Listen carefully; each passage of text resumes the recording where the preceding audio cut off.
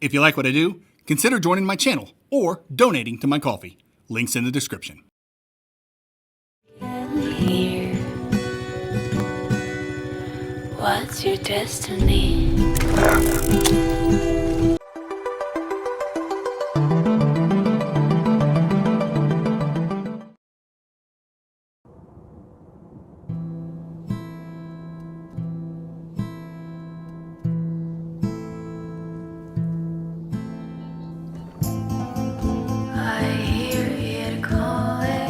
I played Laika H through Blood back when it first released, but I eventually put it down because I sucked at it and I really wasn't in the mood. And let me tell you, Laika is a mood. The game's atmosphere drips with melancholic angst and despair, and the game takes little time to convey this to the player. What with the game's opening scene being a child crucified by its own entrails, Laika is fucking brutal in content and in difficulty. So I put it down for like 6 months. There was no sense in playing a game I wasn't in the mood for. That just leads to disdain and a skewed review. And this game definitely deserves a fair shake because it is an experience. One I won't forget for a while. So what is Laika H through Blood? It's a high-octane mix of Mad Max and Metroidvania that takes you on a bloody, motorcycle-filled revenge quest through a post-apocalyptic wasteland. You play as Laika, an immortal coyote warrior / mother fighting against an oppressive force known as the Birds, because they're a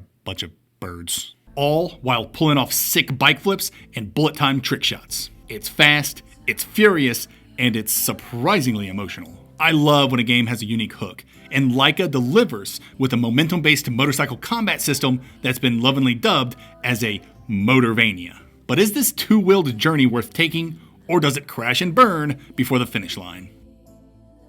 Combat. Before I get into it, I want to apologize for the shitty gameplay I have running in the background. I am truly awful at this game, and I regret that I'm about to subjugate you to my shitness. Anyway, let's get started. Ever play Trials and think, man, I wish I could slow down time, do a backflip, and blast some dude's head off midair? Well, someone at Brainwash Gang must have had the same thought, because Laika Aged Through Blood takes that exact concept and somehow makes it work. Laika's combat is a wild mix of gunplay and physics-based motorcycle movement. You're constantly in motion, chaining together kills and using bullet time to line up perfect headshots while avoiding headshots of your own, whether it's from bird snipers or you landing on your dome for the millionth time. Reloading isn't just a press of a button. You reload by flipping your bike. That's right, if you want more ammo, you better be ready to nail those backflips. It's absurd because it leads to some freaking cool looking sequences where even I'm like, did I do that? But it also leads to frustrating moments, and I'm not just talking about landing on your dome for the 2 millionth time. Forcing players to get air and do backflips to reload leads to some awkward moments where you have to backtrack to hit a ramp. It's not a huge deal, but all these little moments add up. I get forcing players to reload while flipping during combat, but if I'm just standing around outside of combat, can't the gun just reload after a few seconds? I don't know how many times I got screwed out of loot because I used all my bullets just to get to it. I feel like there's something deep or profound to be gleaned from this, but I'll never know because I just landed on my dome for the 3 millionth time while going zero. Laika will eventually get an assortment of firearms she can dispatch birds with, each with their own ammo, which means you'll have to switch weapons and do a backflip to reload each specific gun. I know I'm probably not painting the backflip to reload mechanic in a positive light, but that's only because I didn't like it. It looks cool, but there's just a lot of risk involved in doing flips. This reload mechanic, to me, is half of where Laika's difficulty comes from. The other half, that goes to the one-hit kills. Enemies hit hard, and Laika isn't exactly a bullet sponge. If you're not careful, you'll get shredded in seconds. Every encounter feels like an intricate puzzle where you have to balance speed, positioning, and your limited ammo. It can be a lot of fun, and there's nothing quite like using Laika's bike as a shield or her parry to smack a bullet back into a bird's belligerent beak. Your parries are also limited, and guess what? To get a parry back, you gotta do a front flip, which of course leads to more opportunities for road rash. Boss fights, ironically, were the easiest part of the game for me. I don't know, I just had more trouble against some of the random encounters in the world than I did with some of these huge set pieces against colossal bosses. But I did have a lot of fun taking them down. Each boss encounter had its own format that kept the game fresh. The first boss has you fighting a tank you can ramp off of, essentially turning the arena into a half-pipe. Other fights include a chase sequence, a climbing sequence, and a fight atop a building with no guardrails. Each encounter was pretty intense and challenging, but not too challenging. That's it for this section. Laika Aged Through Blood is intense, it's kinetic, it's puzzle-like by nature, and it can be pretty damn unforgiving at times as the game loves to place you in seemingly unfair situations. Tenacity and patience is what you'll need to enjoy Laika, and there's an accessibility option that allows some grace if you find yourself landing on your dome too often. Abilities, platforming. Laika starts off with little more than her bike, her gun, and a lot of unresolved trauma. As you progress, you unlock new weapons and movement upgrades, but not much. Laika gets a shotgun in which she can use the recoil to adjust her trajectory or reach higher places, which is super fun, and she can remove barriers with a point and a click. Laika's only other move is the dash. The dash slows down the action and allows players to angle their bikes before rocketing them a short distance. It's so helpful and so fun to use, but you get it way too late in the game. I know I sucked at this game, so take my playtime with a grain of salt, but I was 18 hours in before I got the dash. And let me tell you, the dash is a game changer. It's a pity players don't get it sooner. I always find it disheartening when Metroidvanias hold back their most interesting traversal moves until the very end of the game. Cookie Cutter does this too, but we'll get to that very soon. MV devs have a delicate balance they must consider. They want players to be gated by not having cool abilities out the gate because that's what Metroidvanias do. Force players to find cool abilities to progress. But devs also need to give players cool abilities sooner rather than later in order to hook players. I'm not saying I have the answer to this balancing act, but I am saying maybe 18 hours into your Metroidvania is a bit extreme when it comes to giving players something cool to play with, especially if you really only have 2 movement upgrades within your entire game. That's like 1 upgrade every 9 hours.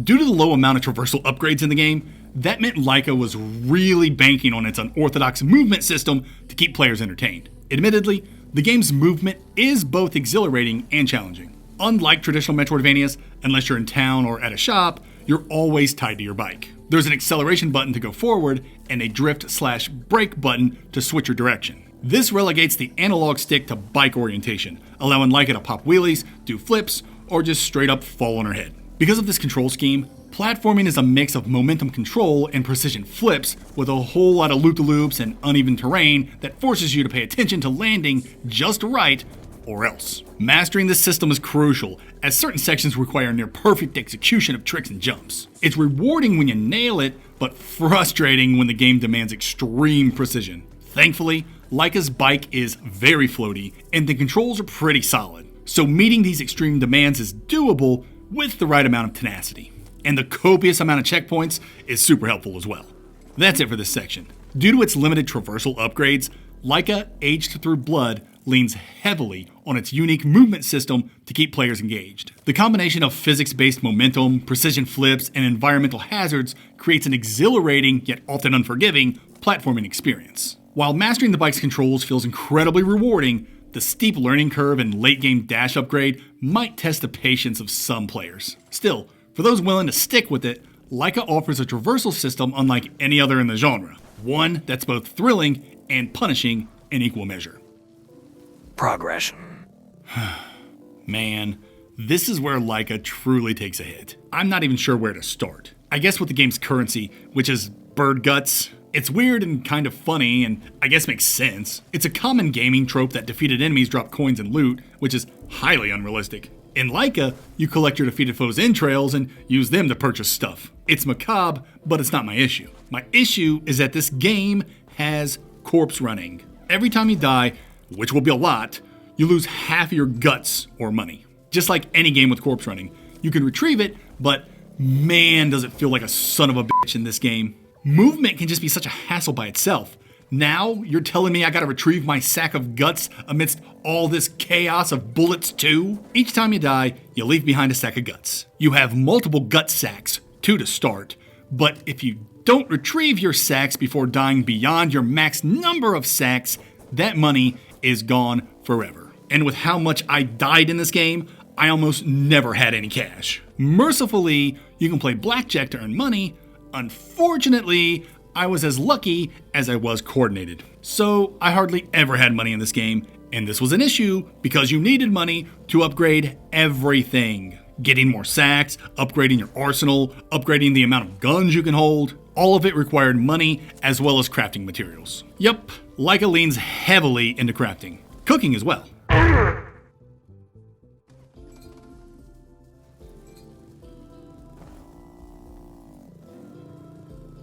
Stores and gas stations found throughout the wasteland don't have items to improve your character. They have ingredients and crafting materials. And these ingredients and crafting materials can be found as you explore. See a rock or a plant or a chest? Shoot it and collect your crafting stuff, which is fine. I'm not one to hate on crafting in my Metroidvanias. But boy, did they really lean into it hard in Laika. So much so that nearly every side quest in the game rewards you with crafting material. You know, the stuff you can find by shooting stuff throughout the world.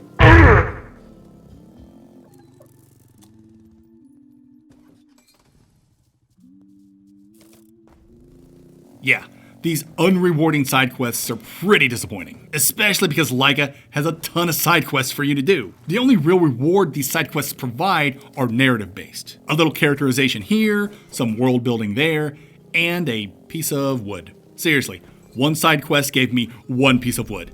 I can go out into the world and shoot a tree and get 5. Anyway, to recap, I barely ever had money because I died a lot and sucked at blackjack. I had a ton of crafting materials that I couldn't really use to upgrade my weapons because I had no money due to all the dying and sucking at blackjack. And side quests rewarded you with crafting materials I couldn't use because I died a lot and sucked at blackjack!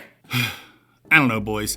Laika Age Through Blood has a very poor progression system. There's literally no stats to increase. Not even HP because Laika dies in one hit. There's no charm or accessory system and no gear outside of weapons. This is a 20+ hour game with 0 customization. No leveling, no skill trees. Any tangible improvements comes in the form of you getting better at the game. And I guess that's something at least. Exploration. You can probably gather from my lack of enthusiasm for Laika's progression how things are gonna go for exploration. With a severe lack of things to find, exploration really doesn't reward players. I mean, sure, there are tons of things to find. You'll find a ton of crafting materials as you ride all over the place, and sometimes you'll find key items and blueprints you'll need to create more guns. There are radios to shoot to collect their cassette tapes, so you have more music to listen to, and sometimes you can find toys for your daughter that don't really do anything besides give you some characterization as the two react to the gift. But, by and large, exploration does not feel rewarding. Add on the fact that the game is difficult and has one-hit kills and tricky enemy placement, and sometimes just the act of getting from point A to point B can get insanely frustrating as you continually have to do the same combat scenarios over and over again until you get it just right. You'd think since the game has fast travel that this frustration would be alleviated, but no. Not only does the game do the faux pas of needing a consumable item to fast travel, but the game goes off a waypoint system where you can only fast travel to certain save points. And guess what? Most of these waypoints aren't anywhere near points of interest. Heck, some biomes don't even have a waypoint. So, if I want to get to where all was lost, I need to travel to where Doom fell and make my way toward where all was lost. A road full of tricky jumps and enemy encounters that will slow me down. And the fact that I have to go to where all was lost multiple times throughout my playthrough, you can imagine how repetitive this trek got. And I can hear you now. But you get an item that makes fast travel free. Yeah, maybe like 15 hours in, which is 3/4 of the game. Personally, I would have liked that a lot sooner. I really don't know what else to say about exploration. Visiting a new area is pretty dang fun at first, though you have to find a dude and buy a map if you want to use the map. But revisits can be pretty tedious, mainly because revisiting an area usually means you're just passing through because the fast travel is so limited, or you're doing one of those unrewarding side quests that you didn't know was unrewarding because this is the first time you've played the game. Seriously, if you decide to play Laika, use the wiki. Check out side quests before you start them to see what the reward is first so you can decide if it's worth your time or not. I wish I had. And that's it for exploration. I found exploration to be tedious and unrewarding overall. Its very limited fast travel made completing the game's unrewarding side quests feel very repetitive. Your mileage may vary based on how much you love Laika's combat and physics-based movement. And that pun was definitely intended. Atmosphere, narrative. Finally, let's talk about something Laika does extremely well. Visually, Laika is stunning. The hand-drawn, gritty aesthetic oozes personality, making the wasteland feel both desolate and alive. Environments teem with fascinating bits of environmental storytelling that showcase a dreary, sun-bleached world without ever handing players a clear picture of what's transpired. And I love it. Despite this world being so bleak, it's full of vibrant colors, and the animation is superb, especially during cutscenes. Beyond the game's grotesque imagery, there's very little not to love about its visuals. And can we just listen to this brilliant music for a second?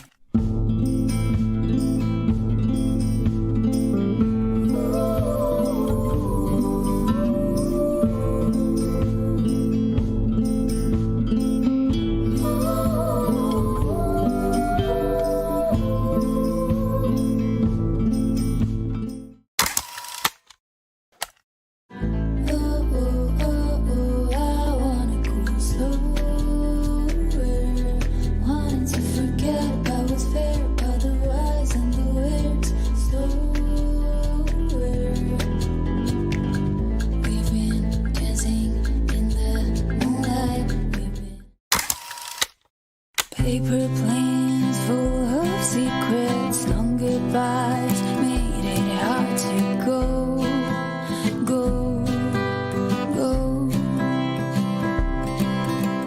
But the lion had been roaring for what felt like a lifetime and more.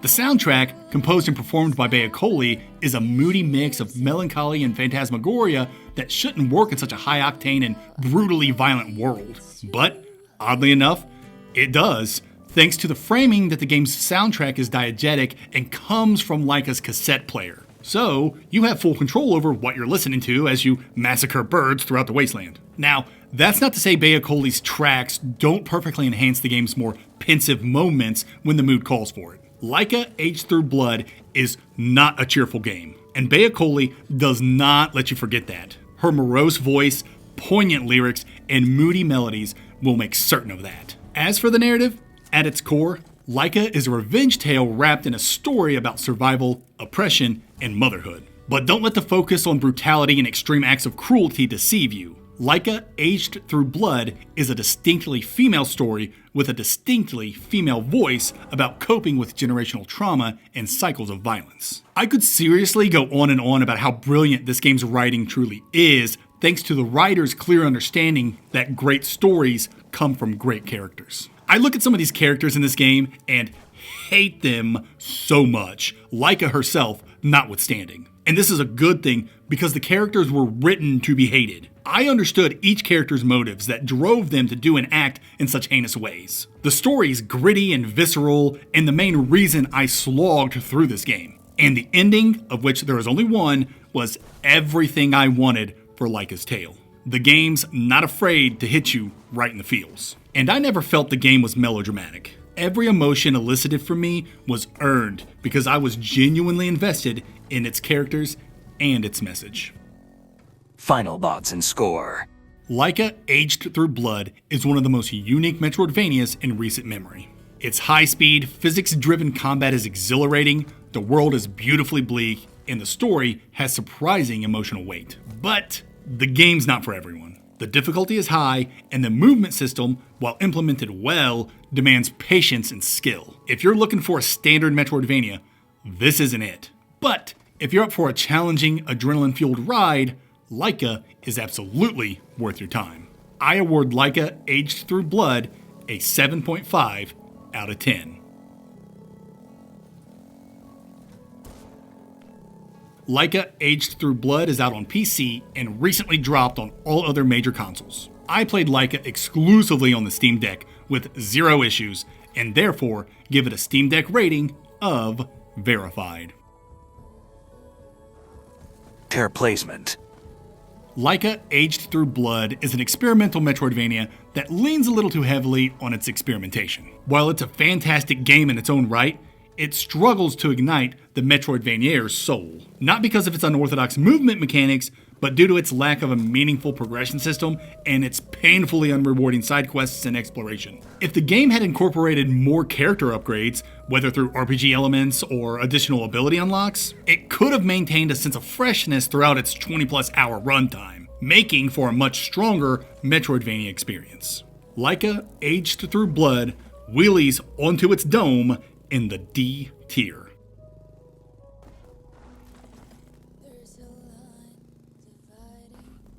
Getting through Laika was a bit of a challenge for me as the game grew stale long before its credits rolled. But that doesn't mean I didn't enjoy the game. I got a fresh hit of dopamine after obtaining the dash ability, which I used for just the game's final 3 hours. Much of that time being allocated to backtracking so I could get chests that were tantalizingly out of my reach for nearly 20 hours. But what really kept me going was Laika's story and atmosphere. Laika is an excellent experience I won't soon forget.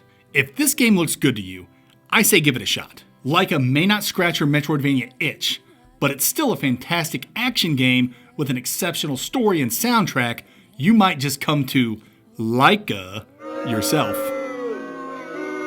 All the letters I've burned, I should have sent